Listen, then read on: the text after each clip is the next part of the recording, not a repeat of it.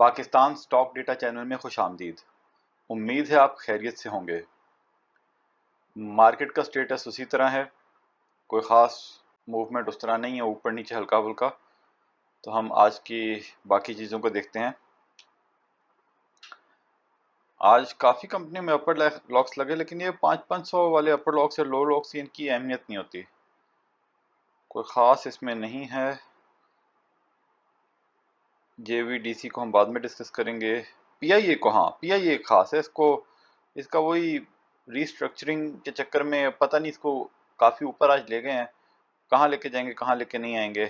Restructuring अगर हो भी जाती है, बेच भी देते हैं तो क्या होगा, लेकिन बस वो इसमें वो वॉल्यूम आ रहे हैं, और जिनको पता होता है उन्होंने लेके जाना है, वो देखें एक दिन में वो इस ऐसे शेयर्स में जो है वो कितना पैसा बना लेते हैं। और जब दूसरे लोग आएंगे तो फिर वो क्या पता निकल जाए। अब उनकी मर्जी, वो कल यहाँ पे 5.5 पे निकल जाएं या इसको 10-12 रुपए पे ले जाके निकलें। तो ये ऐसे ही चलता है। अच्छा, कोई ख़ास नहीं है, लोअर कैप में भी एक ही कंपनी को ख़ास नहीं। तो अब हम देखते हैं पहले दो अनाउंसमेंट्स, वो दो मटेरियल इन्फॉर्मेशन देख लेते हैं। अच्छा, ये इन्फॉर्मेशन हमें बिल्कुल इसके बारे में कोई आइडिया नहीं है, ना कोई समझ आई है। पीएबीसी का कोई है, ये आपका अगर इसके पास होल्डिंग है तो फिर आप खुद ही अपने ब्रोकर वगैरह से पूछ लें। ये पढ़ के इनका नोटिस कुछ ऐसा समझ रहे हैं कि कुछ लॉ का चक्कर है कि नॉर्मल क्या होता है कि जो कंपनी का डिविडेंड आता है वो कोई फाइलर के उसके ऊपर 15% टैक्स कटता है और नॉन फाइलर पे 30% कटता है। लेकिन इनका कोई चक्कर है जो हमें समझ नहीं आया कि अगर वो चक्कर हाई कोर्ट से अगर अप्रूव हो गया तो फिर ये 25% टैक्स काटेंगे और नॉन फाइलर पे 50%। तो अगर आपके पास ये कंपनी है और आप इसका डिविडेंड लिया है तो फिर आप खुद इसको देख लें, हमें इसका कोई आइडिया नहीं है। अच्छा, उसके बाद है जी, पीएचडीएल ने आज इन्फॉर्मेशन दी कि पता नहीं कोई एसआईयूटी ट्रस्ट है जो इनको बाय करना चाहता है। और ये 100 पता नहीं, इसको इतने अरसे से इसको लॉक ही लॉक लगे जा रहे थे, लॉक ही लॉक लगे जा रहे थे। तो ये कोई अंदर की खबर अब आ गई है। तो अब ये देखें, अगर इसको हम एक महीना ही देखें, एक महीने में जो है ना इसको 70-80 से 80 रुपए से 220 पे ले गए हैं। अजीब मजाक है वैसे यहाँ पे ना पाकिस्तान में, कोई कमाई भी इतनी खास नहीं है इनकी, लेकिन अजीब चवल है ये लोग। आज जिन कंपनीज ने बोर्ड मीटिंग्स अनाउंस की उनका नाम बता देते हैं। क्वाइस, आईडीआरटी, जेओपीपी, मेटा, सिनर्जी, एफआईबीएलएम, जीजीएल, बीएफएमओडी, जीसीआईएल, एसएचसीआई, एचयूएसआई, डीआईआईएल, जीजीजीएल, जीडब्ल्यूसीएल, इनका रीस्केड्यूल हुई है। एएनएल, क्यूयूईटी, एसजीपीएल, एसजीएबीएल, केसीएल, एसएचएफए, शिफा। अच्छा जी।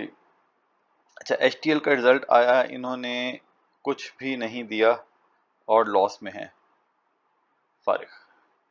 निमर का रिजल्ट आया, कुछ भी नहीं दिया और को खास अर्निंग भी नहीं, फारिग।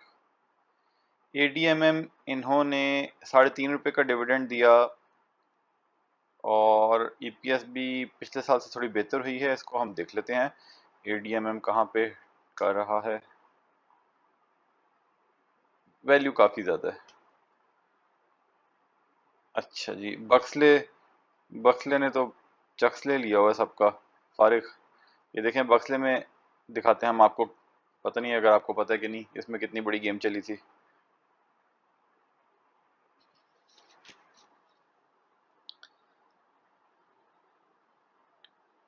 ये देखें जी, इसको 60 रुपए से, ये है स्टॉक मार्केट, 60 रुपए से उसको एक महीने के अंदर जो है ना 500 पे ले गए थे और फिर वापस वो 60 रुपए पे आ गया।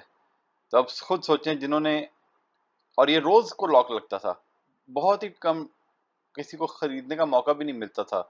हमने तो सोचा ही नहीं ना, हमने तो देखा ही नहीं। अल्लाह का शुक्र है तब तक हमें अकल आ चुकी हुई थी। तो लेकिन अब ये देखें यहाँ से जब नीचे गिरा है, कितने लोगों ने इसको हर लोड लॉक पे सोच के खरीदा होगा कि शायद फिर वापस 500 पे चला जाए। उफ, तो पता नहीं कितना माल लूट के खा गए थोड़े से अरसे में। अल्लाह रहम करे, लोगों को अक्ल दे कि ऐसे शेयर्स के बारे में उनको देखा ही ना करें। अच्छा जी, पंजाब ऑयल मिल्स है, इन्होंने 1.5 रुपए का दिया डिविडेंड, 20% बोनस पहले दे चुके हैं। और इनकी ईपीएस कोई ज़्यादा अच्छी नहीं आई। उसके बाद है जी पाकिस्तान पीवीसी, इनका इनका बेहतर हुआ है, 6 की ईपीएस आई है, लेकिन अच्छा अदर इनकम कोई हुई है, तो वही चक्कर है, बिजनेस नहीं चल रहा, कहीं से पैसे मिल गए होंगे।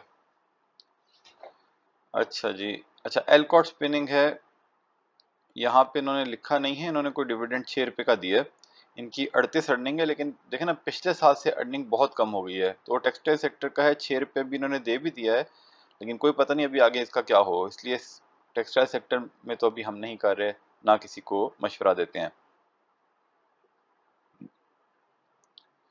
उसके बाद है जी मिलर ट्रैक्टर, मिलर ट्रैक्टर की ईपीएस बहुत ही कम हो गई हुई है, 17 रुपये की ईपीएस आई, ठीक है 15 रुपये का डिविडेंड दिया, लेकिन शेयर भी तो 400 450 का है, वहां पे 15 रुपये का क्या करना है फिर, फर्क।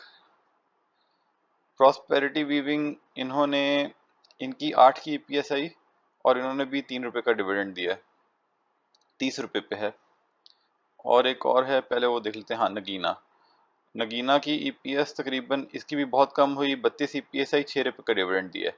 अच्छा ये जो 3 कंपनियां हैं ना, और ये 60 रुपये का है, ये जो 3 कंपनियां हैं ना, नगीना, प्रॉस्पेरिटी, एलकॉट स्पिनिंग मिल, जब टेक्सटाइल सेक्टर थोड़ा सा बेहतर होना शुरू हो जाए, कि आप खबरें आ जाए कि भाई अब इनकी बेहतरी आ रही है, अब ये आगे इनका बिजनेस अच्छा हो रहा है, या लॉन्ग टर्म में जब फाइनेंस कॉस्ट कम होनी शुरू हो जाए, तो ये 3 कंपनियां जो ना एक ही ग्रुप की कंपनियां हैं, और आप इसकी हिस्ट्री उठा के देख लें, ये कंसिस्टेंट बेसिस पे काफ़ी रीजनेबल डिविडेंड टेक्सटाइल सेक्टर में देती आ रही हैं, वरना तो वो बहुत ही कम देते हैं, लेकिन ये 3 कंपनियां काफ़ी रीजनेबल डिविडेंड दे रही हैं।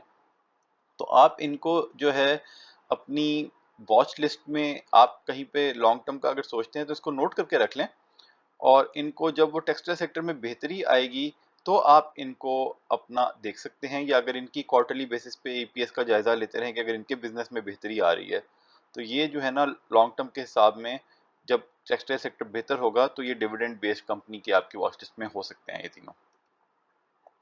अच्छा जिसके बाद हम नेटवर्क आया है, इन्होंने 20% बोनस पहले दे चुके हैं, तो अभी कुछ नहीं दिया, और ईपीएस पहले से थोड़ी बेहतर हुई है। ईपीएस बेहतर हुई है, लेकिन फिर भी अभी इस टाइम पे अगर वो दे कुछ नहीं रहे तो फिर, और वो जो पुराना जो दिया होता है लोग भूल जाते हैं, और नया कुछ नहीं दिया तो फिर वही याद रहता है। अली असगर टेक्सटाइल मिल्स, ये तो फारिग ही होगी, फारिग। जेके स्पिनिंग, 17 का इन्होंने ईपीएस काफ़ी कम हुई है, और कुछ भी नहीं दिया, हालांकि देखे ना वो, ये कौन सी थी, ये प्रॉस्पेरिटी वीविंग, 8 रुपये कमा के 3 दे दिए, तो इन्होंने 17 रुपये कमा के कुछ नहीं दिया। इन्होंने किसी एक साल में वो 40% बोनस दिया था, एकदम से दे दिया, और फिर उसके बाद कुछ नहीं देते, तो ये बस चवरियाँ जारी। नीना इंडस्ट्रीज, इन्होंने कुछ भी नहीं दिया, ये तो फारिग, नाम सुना हुआ नहीं लग रहा, फारिग। अच्छा अल खैर गदून, ये भी फारिग ही लगता है मुझे, 1 ईपीएस। ये है जी जावेदान कॉरपोरेशन, और इस पे हमने कुछ दिनों पहले वीडियो बनाई थी, तो उम्मीद थी कि अच्छा डिविडेंड देंगे, देने को तो काफ़ी अच्छा भी दे सकते थे, 10 रुपये तक का भी कह सकते थे, लेकिन फिर भी 6 रुपये काफ़ी अच्छा डिविडेंड है, और इनकी ईपीएस भी काफ़ी अच्छी हुई है, इसको एक दफ़ा फिर से देख लेते हैं। हमने ज़्यादा नहीं लिए थे, 1000 ही लिए थे, तो चलें उसको, आज लॉक लग गया, 2-3 हज़ार बन जाएंगे, और 40 पे हमने लिए थे, और अगर कल लॉक लग गया तो मेरा ख्याल है हम उसको निकाल देंगे, तो 5-6 हज़ार निकल आए यहाँ से, ना भी ये 3 हज़ार भी निकले, इसी रेट पे भी निकल जाए कल, फिर भी ठीक है, प्रॉफिट तो प्रॉफिट है। लेकिन खैर इसका देखें फाइनेंशियल्स जो है ना, पिछले साल हमने बताया था कि इसने 4 रुपये का ईपीएस था, तो इसने 4 रुपये का डिविडेंड दे दिया था, तो इस साल इसका जो ईपीएस वो Q2 और Q3 में कम था, तो हमने पूरे साल में 10 का ही अंदाजा लगाया था, 10-11 का, लेकिन उस हिसाब से पूरे साल का इनका अच्छा आ गया। किधर गया, हाँ लेकिन 17 हो गया, इसका मतलब है Q4 का ईपीएस भी काफ़ी अच्छा आया है, तो और उस हिसाब से 17 में से 6 रुपये फिर भी बहुत अच्छे हैं, और खसूसन इस रेट पे बहुत अच्छे हैं, और इसका मतलब ये है कि हमने तो वैसे ही लिया था, लेकिन इस शेयर को लॉन्ग टर्म के लिए कंसिडर किया जा सकता है, बहुत बज़ाहिर काफ़ी अच्छा लग रहा है, इसकी वो जाहिर बात है वो जब थोड़े से अकाउंट्स आएंगे तो फिर थोड़ी सी ज़्यादा तफसील हमें पता लगेगी। लेकिन अभी अगर देखें इसका, बल्कि यहाँ से खोल लेते हैं ना साथ ही इसका रिजल्ट्स, ये 9 महीने वाले रिजल्ट्स भी निकाल लेते हैं तो पता लग जाएगा कितना इनका सेल्स बढ़ी है। फॉर 9 मंथ्स 4 हैं। एक मिनट यार, इतनी ज्यादा कैसे हो गई? तो बहुत ही ज्यादा हो गई हैं, जबरदस्त।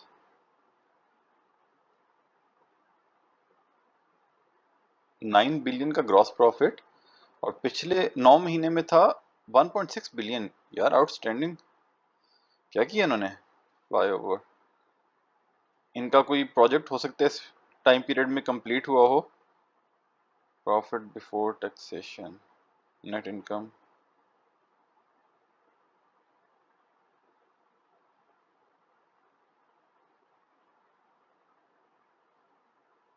समझ नहीं आ रहा। ठहरे, गलत देख रहे हैं हम, सॉरी यार।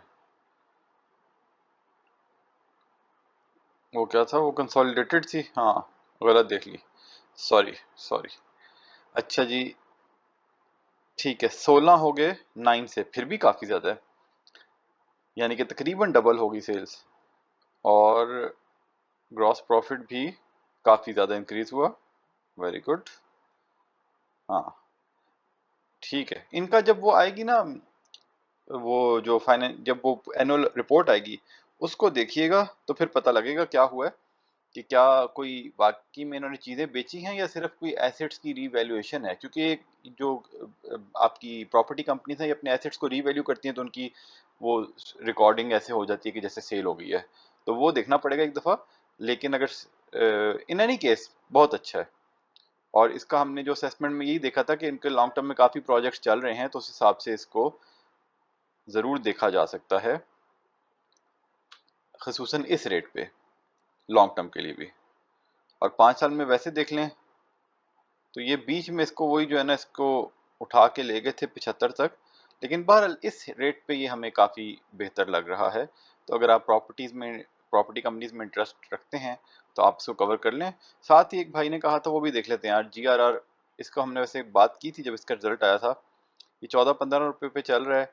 इसके अगर फाइनेंशियल देखें तो इसका 2 रुपये आया है इस दफ़ा EPS, और इसने 3 रुपये का डिविडेंड दिया है। तो असूली तौर पे 2 रुपये में 3 रुपये का डिविडेंड नहीं देना चाहिए, लेकिन बज़ाहिर ऐसा लग रहा है कि जितना कमा रहे हैं फ्यूचर में अगर 2 रुपये कमाएंगे तो 2 रुपये का डिविडेंड दे सकते हैं। तो उस बेसिस पे आप इसके रेट के हिसाब से असेसमेंट कर सकते हैं। और कौन सा था, DRR एक है, GRR था, और कौन सा है यार, वो रीट, और था जी डॉलमेन सिटी रीट। अच्छा जी, ये है जी 14 पे चल रहा है। इसके फाइनेंशियल्स देख लें तो इसके 4-3 बेहतर हुए हैं, और क्वार्टरली देखें कम हो गया इसके। तो जी इसका इस हिसाब से जो है ना, साल की EPS 2 बनेगी। लेकिन अगर पे आउट देखें तो पे आउट